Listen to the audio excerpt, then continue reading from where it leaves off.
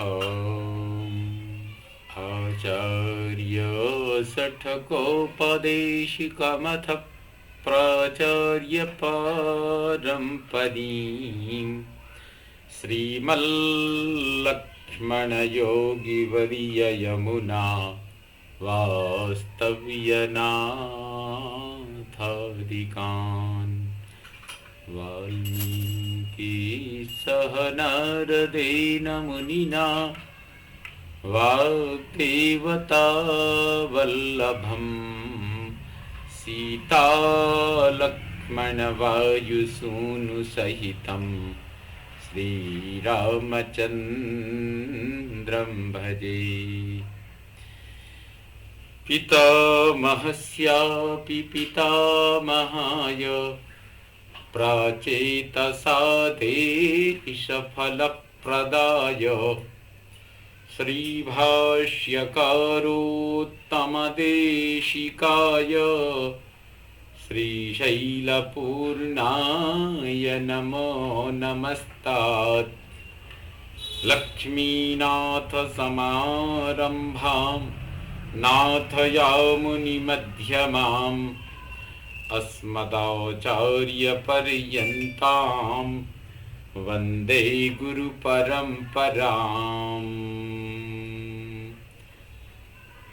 भवतां समेषां श्रीमद् वाल्मीकि रामायण पारायणोपक्रमे हार्दं स्वागतम् अभिनन्दनं च।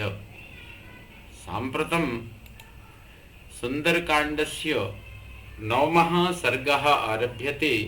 इस सर्ग में हनुमान जी का रावण के श्रेष्ठ भवन पुष्पक विमान तथा रावण के रहने की सुंदर हवेली को देखकर उसके भीतर सोई हुई सहस्रों सुंदरी स्त्रियों का अवलोकन करना, यह वर्णन इस सर्ग में किया गया है।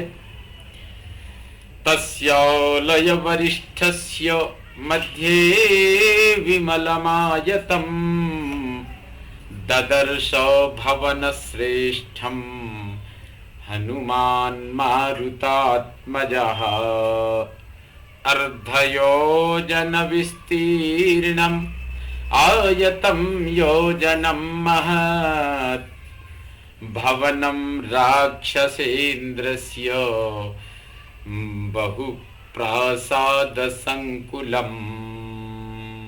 लंकावर्ती सर्वश्रेष्ठ महान गृह के मध्य भाग में पवन पुत्र हनुमान जी ने देखा एक उत्तम भवन शोभा पा रहा है। वह बहुत ही निर्मल एवं विस्तृत था।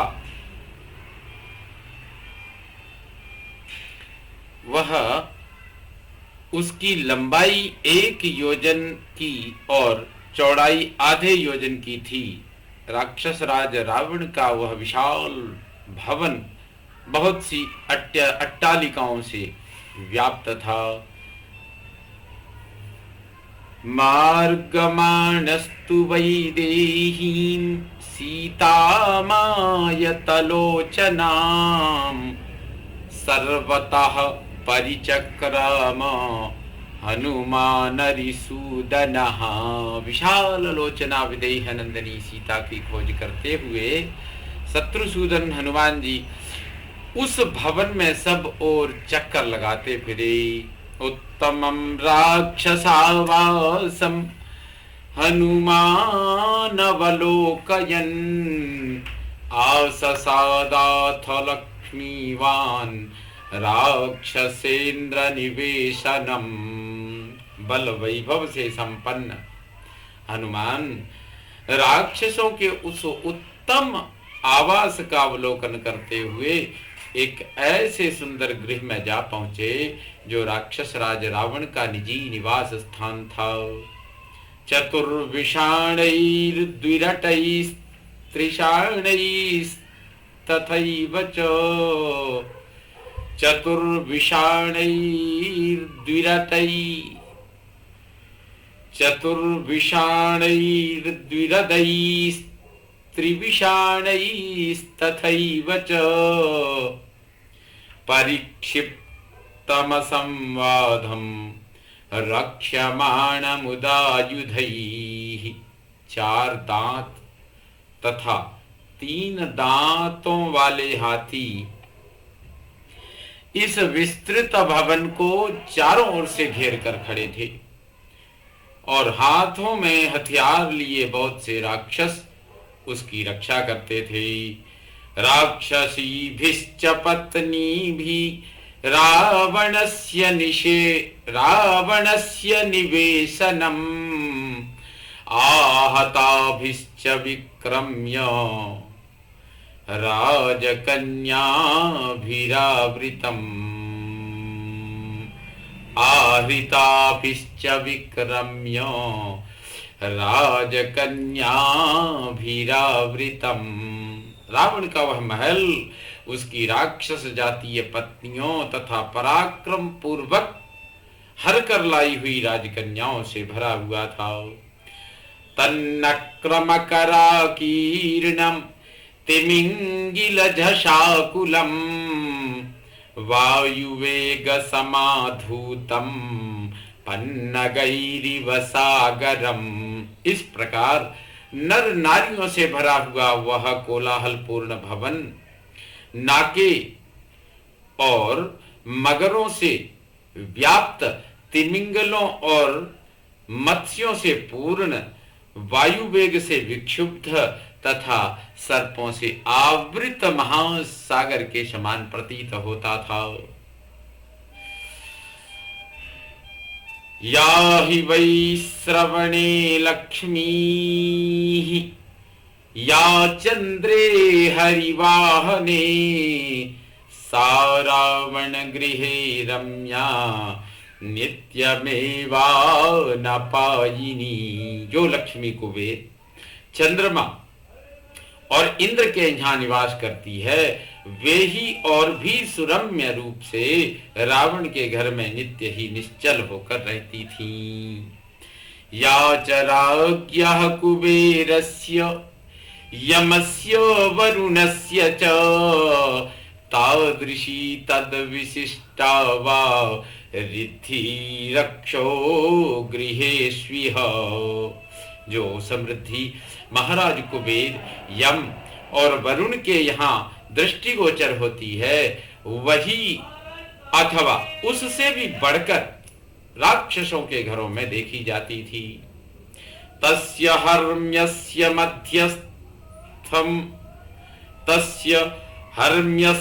मध्यस्थ वेश्मचान्यत् सुनिर्मितम् बहुनिर्यूह संयुक्तम् ददर्श पवनात्मजः।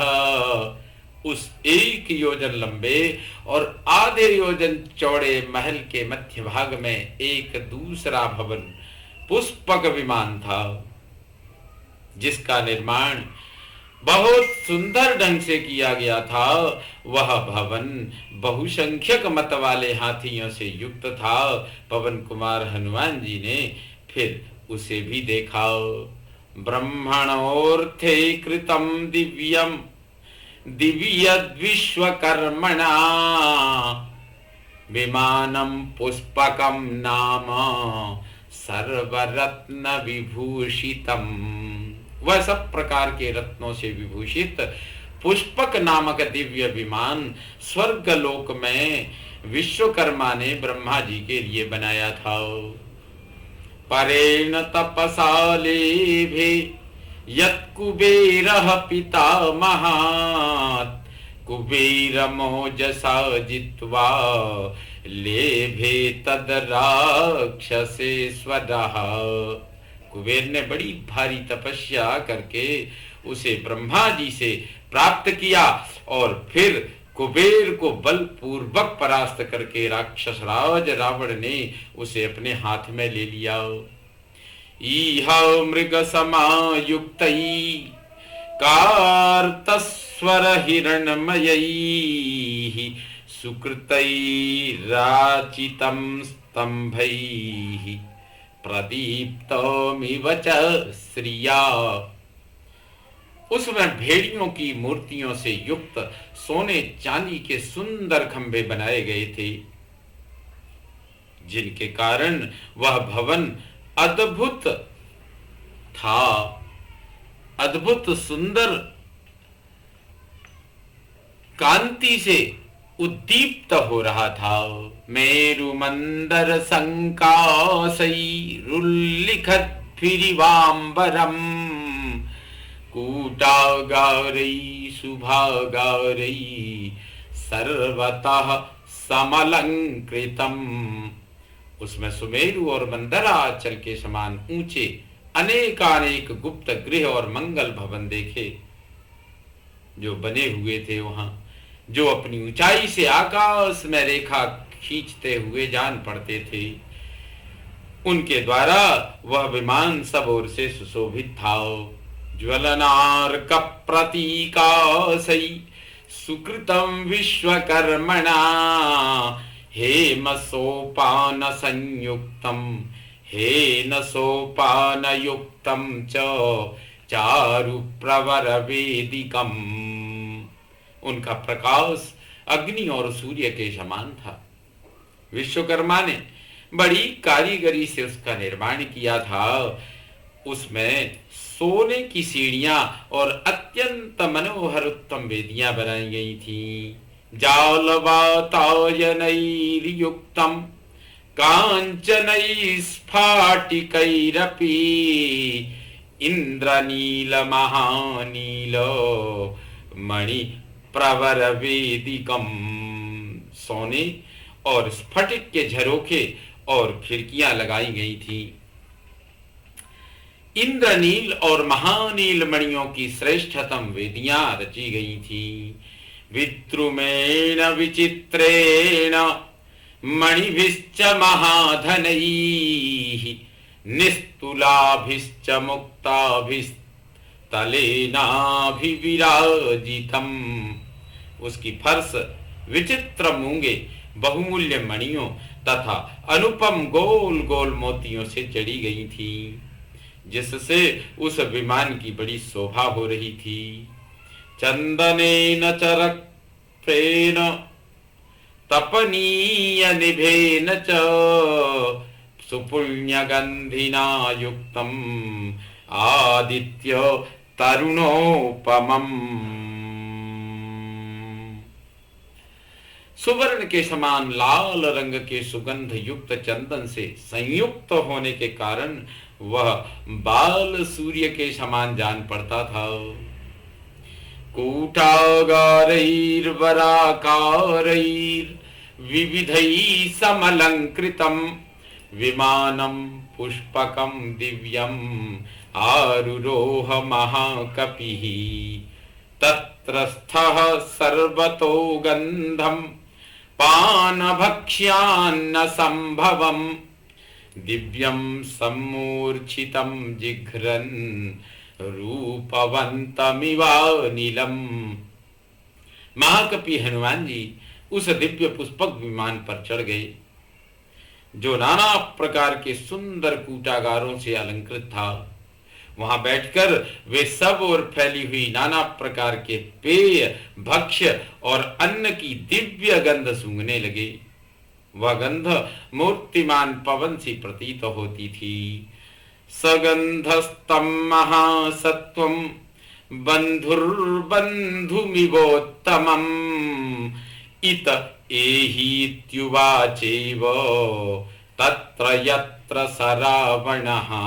जैसे कोई बंधु बांधव अपने उत्तम बंधु को अपने पास बुलाता है, उसी प्रकार वह सुगंध उन महाबली हनुमान जी को मानो यह कहकर कि इधर चले आओ जहां रावण था वहां बुला रही थी। ततस्तां प्रस्थितस्सालां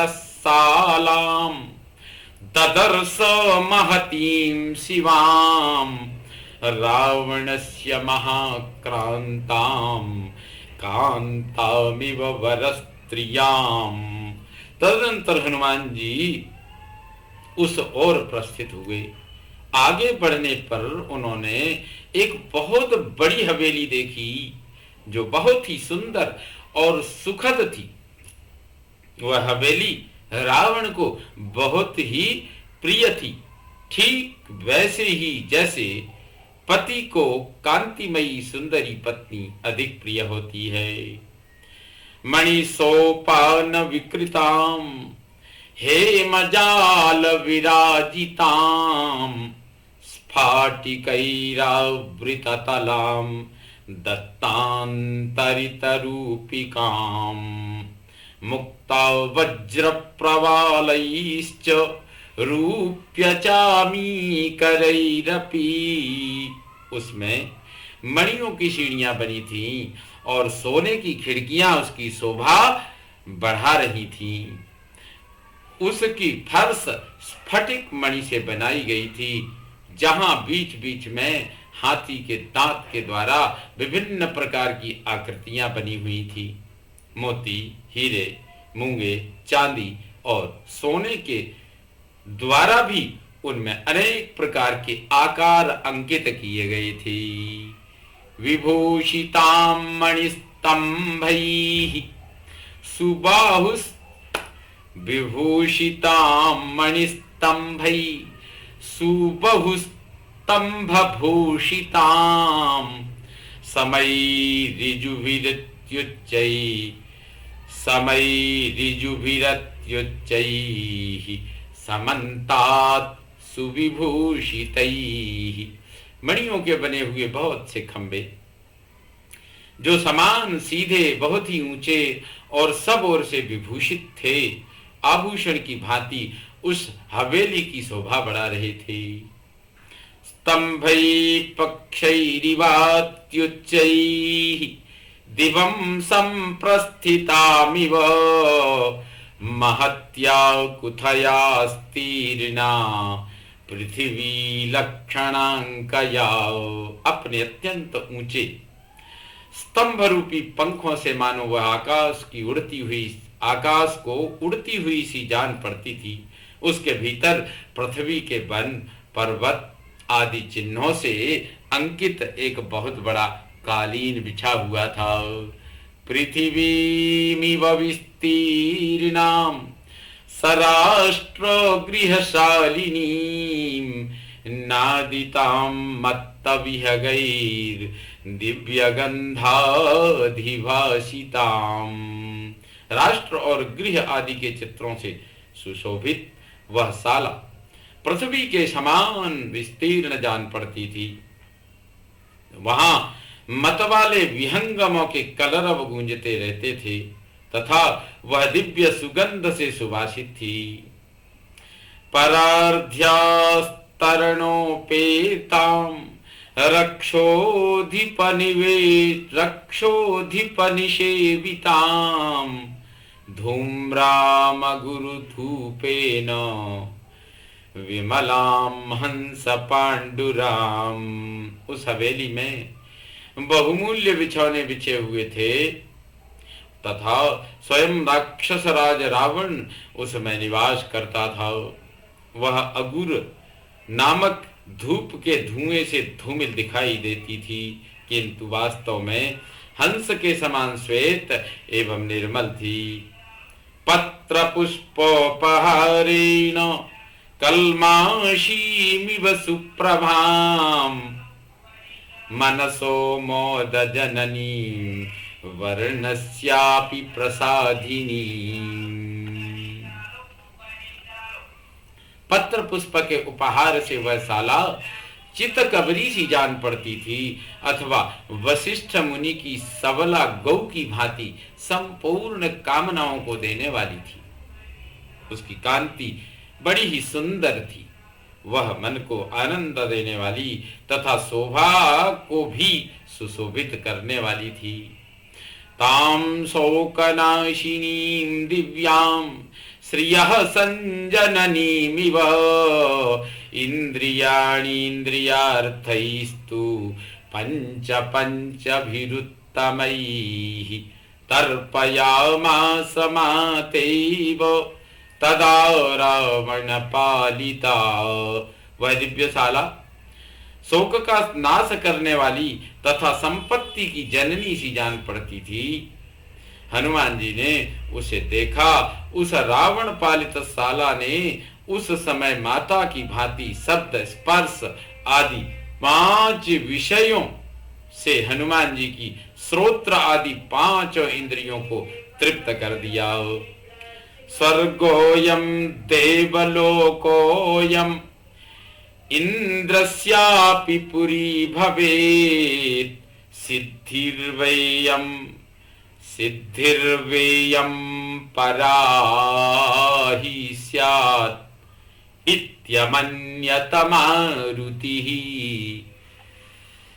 उसे देखकर हनुमान जी यह तर्क वितर्क करने लगे कि संभव है यही स्वर्गलोक या देवलोक हो, यह इंद्र की पुरी भी हो सकती है, अथवा यह परम सिद्धि है, ब्रह्मलोक की ही प्राप्ति है। प्रध्यायत इवापश्यत प्रदीपांस्तत्र कांचनान् धूर्तानिव महाधूर्तैर्देवनेन पराजितान्। हनुमान जी ने उस साला में सुवर्णमय दीपकों को एक तार जलते देखा, सुवर्ण दीपों का एक तार जलते देखा, मानो वे ध्यान मग्न हो रहे हों।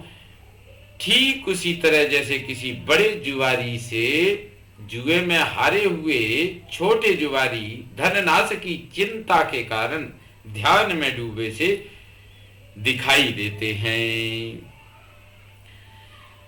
दीपानांच प्रकाशेन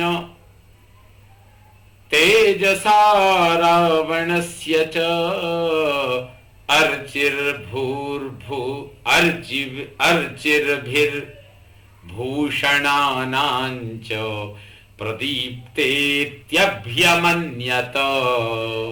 दीपकों के प्रकाश, रावण के तेज और आभूषणों की कांति से वह सारी हवेली जलती हुई सी जान पड़ती थी। ततोपश्यत् कुथासीनं नानावर्णाम्बरस्रजं सहस्रं वरनारीणां नानावेशविभूषितं।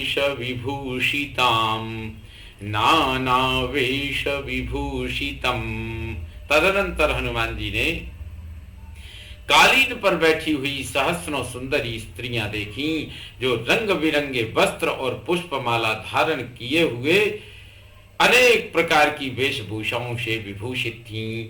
परिवृत्तेर्धरात्रे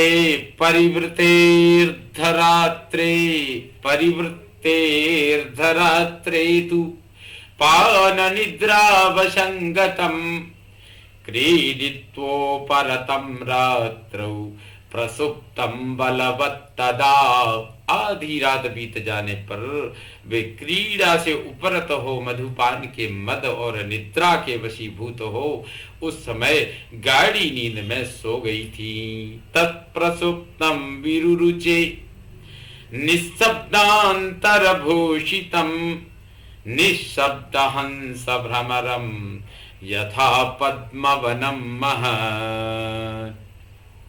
उन सोई हुई सहस्रों नारियों के कटी भाग में अब करधनी की खनखनाहट का शब्द नहीं हो रहा था। हंसों के कलरव तथा भ्रमरों के गुंजारव से रहित विशाल कमल वन के समान उन सुप्त सुंदरियों का समुदाय बड़ी शोभा पा रहा था। तासां संवृतदान्तानि मीलिताक्षीणि मारुतिः अपश्यत् पद्मगंधीनि वदनानि सुयोषिताम्। पवन कुमार हनुमान जी ने उन सुंदरी युवतियों के मुख देखे, जिनसे कमलों की सी सुगंध फैल रही थी। उनके दांत ढके हुए थे और आंखें मुंद गई थीं। प्रबुद्धानीव पद्मानि तासां भूत्वा क्षपाक्षये पुनः संवृतपत्राणि रात्रविव बभुस्तदा। रात्रि के अंत में खिले हुए कमलों के समान उन सुंदरियों के जो मुखार विंद हर्ष से उत्फुल्ल दिखाई देते थे, वे ही फिर रात आने पर सो जाने के कारण मुंदे हुए दल वाले कमलों के समान शोभा पा रही थी। इमानी मुख पद्मानी नियतम मत्त सत्पदाः अम्बुजानी वफुल्लानी प्रार्थयन्ति पुनः पुनः इति वा मन्यत श्रीमान् उपपत्या महाकपिः मेनीहि गुणतस्तानि समानी सलिलोद्भवैः। उन्हें देखकर श्रीमान महाकपि हनुमान यह संभावना करने लगे कि मत वाले भ्रमर प्रफुल्ल कमलों के समान इन मुखार बिंदों की प्राप्ति के लिए नित्य ही बारंबार प्रार्थना करते होंगे, उन पर सदा स्थान पाने के लिए तरसते होंगे, क्योंकि वे गुण की दृष्टि से उन मुखार बिंदों को पानी से उत्पन्न होने वाले कमलों के समान ही समझते थे। सातस्य सुशुभे साला ताभिस्त्रीभिर्विराजिता सरदीव प्रसन्नाद्यौः ताराभिरभि शोभिता। रावण की वह हवेली उन स्त्रियों से प्रकाशित होकर वैसी ही शोभा पा रही थी जैसे शरत काल में निर्मल आकाश ताराओं से प्रकाशित एवं सुशोभित होता है। सचताभिः परिवृतः सुशुभे राक्षसाधिपः यथा ह्युडुपतिः श्रीमान् ताराभिरिव संवृतः। उन स्त्रियों से घिरा हुआ राक्षस राज रावण ताराओं से घिरे हुए कांतिमान नक्षत्रपति चंद्रमा के समान शोभा पा रहा था। याश्च्यवन्तेऽम्बरात्ताराः पुण्यशेष समावृताः इमास्ताः संगता कृत्स्ना इति मेने हरिस्तदा। उस समय हनुमान जी को ऐसा मालूम हुआ कि आकाश से भोगावशिष्ट पुण्य के साथ जो ताराएं नीचे गिरती हैं वे सब की सब मानो यहाँ इन सुंदरियों के रूप में एकत्र हो गई हैं। ताराणामिव सुव्यक्तम् महतीनां शुभार्चिषां प्रभावर्ण प्रसादश्च विरेजुस्तत्र योषिताम्। क्योंकि वहां उन युवतियों के तेज वर्ण और प्रसाद स्पष्टता सुंदर प्रभाव वाले महान तारों के समान ही सुशोभित होते थे। व्यावृत्त कचपीनस्रक प्रकीर्णा वरभूषणा पानव्यायाम कालेषु निद्रोपहत चेतसः। मधुपान के अनंतर व्यायाम, नृत्य, गान, क्रीड़ा आदि के समय जिनके केस खुलकर बिखर गए थे, पुष्पमालाएं मर्दित होकर छिन्न भिन्न हो गई थी और सुंदर आभूषण भी शिथिल होकर इधर उधर खिसक गए थे, वे सभी सुंदरियां महानिद्रा से अचेत सी होकर सो रही थीं। व्यावृत्त तिलका काश्चित् उत्भ्रान्तनूपुरा पार्श्वे गलितहाराश्च काश्चित् परमयोषितः। किन्हीं के मस्तक की यानी सिंदूर कस्तूरी आदि की वेदियां पुछ गई थीं, किन्हीं के नूपुर पैरों से निकलकर दूर जा पड़े थे तथा किन्हीं सुंदर युवतियों के हार टूटकर उनके बगल में ही पड़े थे। मुक्ताहारवृताश्चान्याः काश्चित् प्रस्रस्तवाससः व्याविद्धरसनादामाः किशोर्य इव वाहिताः। कोई मोतियों के हार टूट जाने से उनके बिखरे दानों से आवृत थी, किन्हीं के वस्त्र खिसक गए थे, किन्हीं की करधनी की लड़ें टूट गई थीं। वे युवतियां बोझ ढोकर थकी हुई अश्व जाति की नई बछेड़ियों के समान जान पड़ती थी। अकुंडलधरश्चान्या विच्छिन्नमृदितस्रजः गजेन्द्रमृदिता फुल्ला लता इव महावने। किन्हीं के कानों के कुंडल गिर गए थे, किन्हीं की पुष्पमालाएं मसली जाकर छिन्न भिन्न हो गई थी। इससे वे महान वन में गजराज द्वारा दली मली गई फूली लताओं के समान प्रतीत होती थी। चंद्रांशु किरणाभासाश्च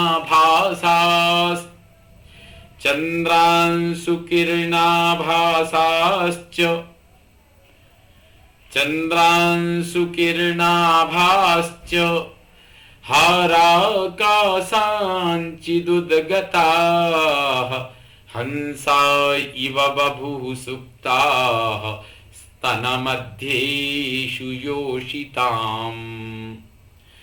किन्हीं के चंद्रमा और सूर्य की किरणों के समान प्रकाशमान हार उनके वक्षस्थल पर पड़कर उभरे हुए प्रतीत होते थे।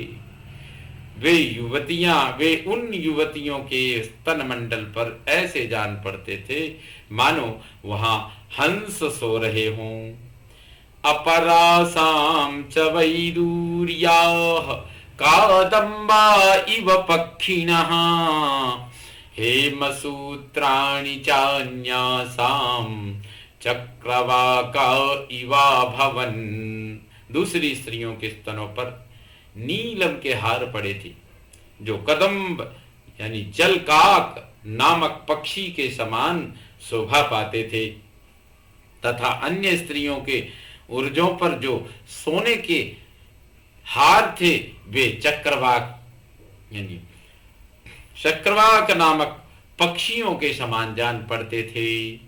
हंसकारण्डवोपेताश्चक्रवाकोपशोभिताः आपगौ इव तारेजुर्जघनैः पुलिनैरिव।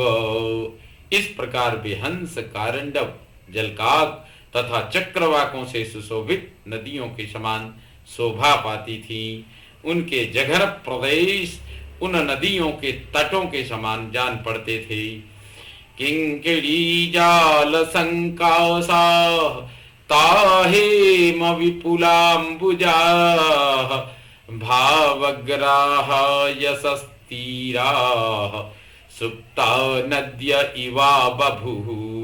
वे सोई हुई सुंदरियां वहां सरिताओं के समान सुशोभित होती थीं। किंकिणियों घुंघरुओं के समान घुंघरुओं के समूह उनमें मुकुल के समान प्रतीत होते थे। सोने के विभिन्न आभूषण ही वहां बहुसंख्यक स्वर्ण कमलों की शोभा धारण करते थे। सुप्तावस्था भी वासनावश होने वाली श्रृंगार चेष्टाएं वहां सुप्तावस्था में भी उनकी चेष्टाएं वासना वाली प्रतीत हो रही थी। भाव यहाँ यही है कि मानो ग्राह थे तथा यश कांति ही तट के समान जान पड़ते थे। स्वर्ण कमल की शोभाएं धारण कर रहे थे। इसका तात्पर्य यही है कि मानो ग्राह थे तथा यश ही तट के समान जान पड़ते थे।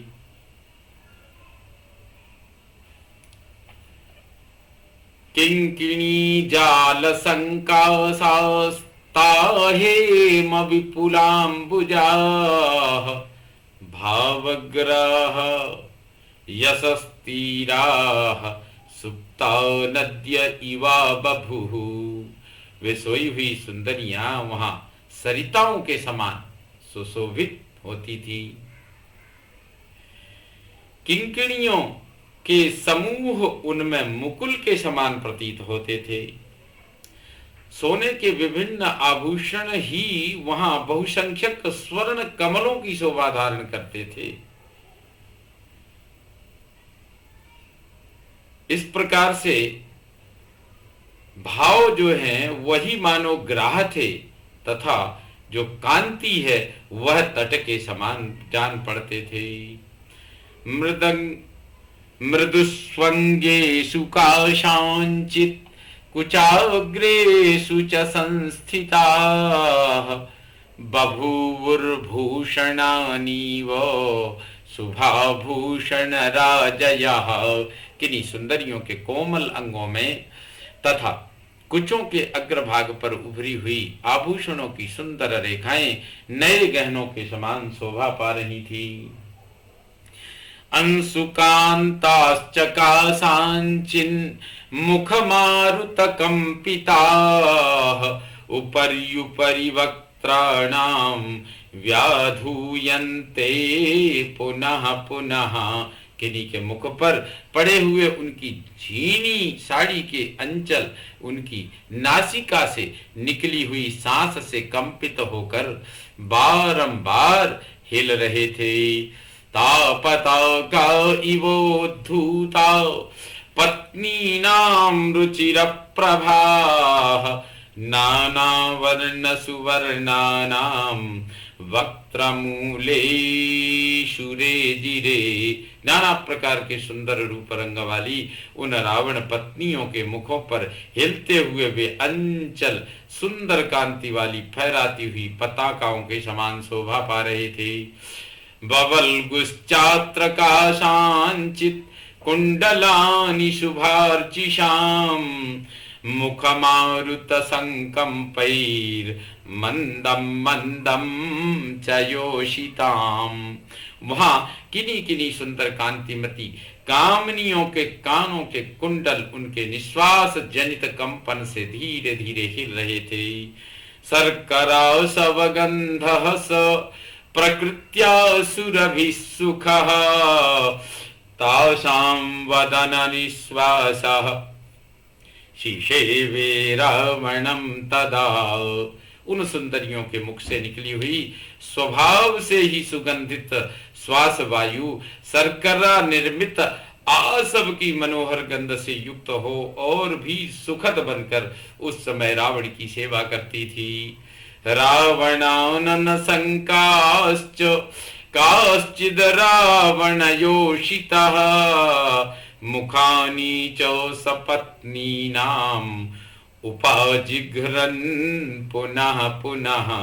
रावण की कितनी ही तरुणी पत्नियां रावण का ही सुख समझकर रावण का ही सुख समझकर बारंबार अपनी सौतों के ही मुखों को सूंघ रही थी। अत्यर्थम सक्त मनसो रावणे तावर स्त्रियः अस्वतंत्रा सपत्नीनां प्रियमेवाचरंस्तदा।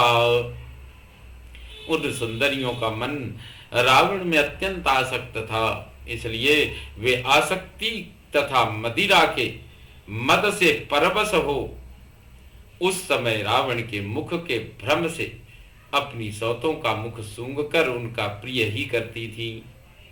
अर्थात वे भी उस समय अपने मुख संलग्न हुए उन सौतों के मुखों को रावण का ही मुख समझकर उसे सूंघने का सुख उठाती थी। बाहुनुपनिधायान्या बाहुनुपनिधायान्या बाहुनुपनिधायान्या पारिहार्य विभूषितान् अंशुकानि च रम्याणि प्रमदास्तत्र शिष्यिदे। अन्य मदमत्त युवतियां अपनी वलय विभूषित भुजाओं का ही तकिया लगाकर तथा कोई कोई सिर के नीचे अपने सुरम्य वस्त्रों को ही रखकर वहां सो रही थी। अन्या वक्ष्यसि चान्यस्याः तस्या काचित् पुनर्भुजम् अपरा त्वङ्कमन्यस्याः तस्याश्चाप्यपरा कुचौ। एक स्त्री दूसरी की छाती पर सिर रखकर सोई थी तो कोई दूसरी स्त्री उसके भी एक बांह को ही तकिया बनाकर सो गई थी। इसी तरह एक अन्य स्त्री दूसरी की गोद में सिर रखकर सोई थी तो कोई दूसरी उसके भी कुचों का ही तकिया लगाकर सो गई थी।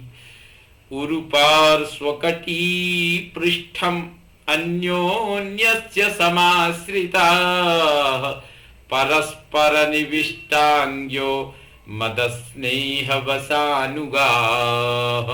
इस तरह रावण विषयक स्नेह और मदिराजनित मद के वशीभूत हुई वे सुंदरियां एक दूसरे के उरु, पार्श्वभाग, कटी प्रदेश तथा पृष्ठभाग का सहारा ले आपस में अंगों से अंग मिलाए वहां वे सुध पड़ी थी।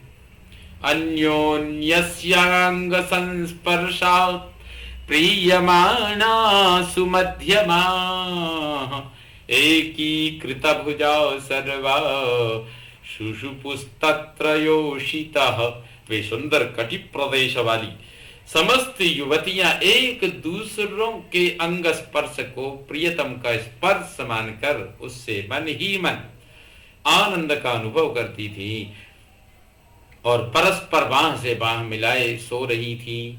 अन्योन्य भुज सूत्रेण स्त्रीमाला ग्रथिता हि सा मालेव ग्रथिता सूत्रे शुशुभे मत्त षट्पदा। एक दूसरों के बाहु रूपी सूत्र में गुथी हुई काले काले केशों वाली स्त्रियों की वह माला सूत में पिरोई हुई मत वाले भ्रमरों से युक्त पुष्पमाला की भांति शोभा पा रही थी। लतानां माधवीमाशी फुल्लानां वायुसेवनात् अन्योन्यमाला ग्रथितं संसक्त कुसुमोच्चयम् प्रतिवेष्टित सुस्कन्धम् अन्योन्य भ्रमराकुलम् आसीद्वनमिवोद्भूतं स्त्रीवनं रावणस्य तत्। माधव मास वसंत में मलयानिल के सेवन से जैसे खिली हुई लताओं का वन कंपित होता रहता है, उसी प्रकार रावण की स्त्रियों का वह समुदाय निश्वास वायु के चलने से अचलों के झेलने के कारण कंपित होता जान पड़ता था। जैसे लताएं परस्पर मिलकर माला की भांति आबद्ध हो जाती हैं, उसकी सुंदर शाखाएं परस्पर लिपट जाती हैं और इसीलिए उनके पुष्प समूह की आपस में मिले हुए से प्रतीत होते हैं तथा उन पर बैठे हुए भ्रमर भी परस्पर मिल जाते हैं। उसी प्रकार वे सुंदरियां एक दूसरे से मिलकर माला की भांति गुथी गई थीं। उनकी भुजाएं और कंधे परस्पर सटे हुए थे। उनकी वेणी में गुथे हुए फूल भी आपस में मिल गए थे और उन सब के केश कलाप भी एक दूसरे से जुड़ गए थे। उचितेष्वपि सुव्यक्तं नताशां योषितां तदा विवेकः शक्य आधातुं भूषणांगांबरस्रजाम्। यद्यपि उन युवतियों के वस्त्र, अंग, आभूषण और हार उचित स्थानों पर ही प्रतिष्ठित थे, यह बात स्पष्ट दिखाई दे रही थी, तथापि उन सब के परस्पर गुथ जाने के कारण यह विवेक होना असंभव हो गया था कि कौन वस्त्र आभूषण अंग अथवा हार किसके हैं। रावणे सुख संविष्टे तास्त्रियो विविध प्रभा ज्वलन्तः कांचना दीपा प्रेक्षन्तो निमिषा इव। रावण के सुखपूर्वक सो जाने पर वहां जलते हुए सुवर्णमय प्रदीप उन अनेक प्रकार की कांति वाली कामनियों को मानो एक तक दृष्टि से देख रहे थे। राजर्षि विप्रदैत्यानां गंधर्वाणां च योषितः रक्षसां चाभवन् कन्यास् तस्य कामवशंगताः। राजर्षियों, ब्रह्मर्षियों, दैत्यों, गंधर्वों तथा राक्षसों की कन्याएं काम के वशीभूत होकर रावण की पत्नियां बन गई थीं। राजर्षियों, ब्रह्मर्षियों, दैत्यों, गंधर्वों तथा राक्षसों की कन्याएं काम के वशीभूत होकर रावण की पत्नियां बन गई थीं। युद्ध कामेन ताः सर्वा रावणेन हृता स्त्रियः समदाव मदनेनैव मोहिता काश्चिदागताः। उन सब स्त्रियों का रावण ने युद्ध की इच्छा से अपहरण किया था और कुछ मदमत्त रमणियां कामदेव से मोहित होकर स्वयं ही उसकी सेवा में उपस्थित हो गई थी। न तत्र काश्चित् प्रमदा प्रसह्य वीर्योपपन्नेन गुणेन लब्धा न चान्यकामापि न चान्यपूर्वा विना वरारहम जनकात्मजाम तु। वहां ऐसी कोई स्त्रियां नहीं थी जिन्हें बल पराक्रम से संपन्न होने पर भी रावण उनकी इच्छा के विरुद्ध बलात् हरलाया हो। वे सब की सब उसे अपने अलौकिक गुण से ही उपलब्ध हुई थी, जो श्रेष्ठतम पुरुषोत्तम श्री रामचंद्र जी के ही योग्य थी। उन जनक किशोरी सीता को छोड़कर दूसरी कोई ऐसी स्त्री वहां नहीं थी जो रावण के सिवा किसी दूसरे की इच्छा रखने वाली हो अथवा जिसका पहले कोई दूसरा पति रहा हो। न च कुलीना न च हीन रूपा नाम दक्षिणानुपचार युक्ता भार्या भवत्तस्य च हीन सत्वा न चापि कान्तस्य न कामनीया। रावणी की कोई भार्या ऐसी नहीं थी जो उत्तम कुल में उत्पन्न ना हुई हो अथवा जो कुरूप, अनुदार या कौशल रहित उत्तम वस्त्राभूषण एवं माला आदि से वंचित, शक्तिहीन तथा प्रियतम को अप्रिय हो। बभूव बुद्धिस्तु हरीश्वरस्य यदीदृशी राघव धर्म पत्नी इमा महाराक्षस राज भार्या सुजातमस्येति ही साधु बुद्धे। उस समय श्रेष्ठ बुद्धि वाले वानर राज हनुमान जी के मन में यह विचार उत्पन्न हुआ कि ये महान राक्षस राज रावण की भार्याएं जिस तरह अपने पति के साथ रहकर सुखी हैं, उसी प्रकार यदि रघुनाथ जी की धर्मपत्नी सीता जी भी इन्हीं की भांति अपने पति के साथ रहकर सुख का अनुभव करती, अर्थात यदि रावण शीघ्र ही उन्हें श्री रामचंद्र जी की सेवा में समर्पित कर देता तो यह इसके लिए परम मंगलकारी होता।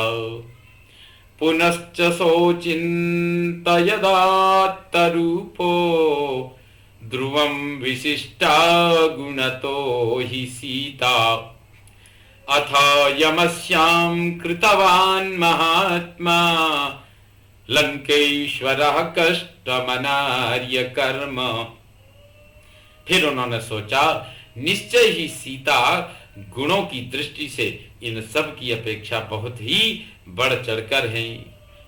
इस महाबली लंकापति ने मायामय रूप धारण करके सीता को धोखा देकर इनके प्रति यह अपहरण रूप महान कष्टप्रद नीच कर्म किया है। इत्यार्षे श्रीमद् रामायणे वाल्मीकिये आदि काव्ये सुंदरकांडे नवमः सर्गः संपूर्णतां याति। ओम पूर्णमदः पूर्णमिदं पूर्णात् पूर्णमुदच्यते पूर्णस्य पूर्णमादाय पूर्णमेवावशिष्यते। ओम शांति शांति शांति। सर्वे भवन्तु सुखिनः, सर्वे सन्तु निरामयाः, सर्वे भद्राणि पश्यन्तु, मा कश्चित् दुःखभाग् भवेत्। ओम शांति शांति शांति। श्री रामचंद्रो विजयते तराम।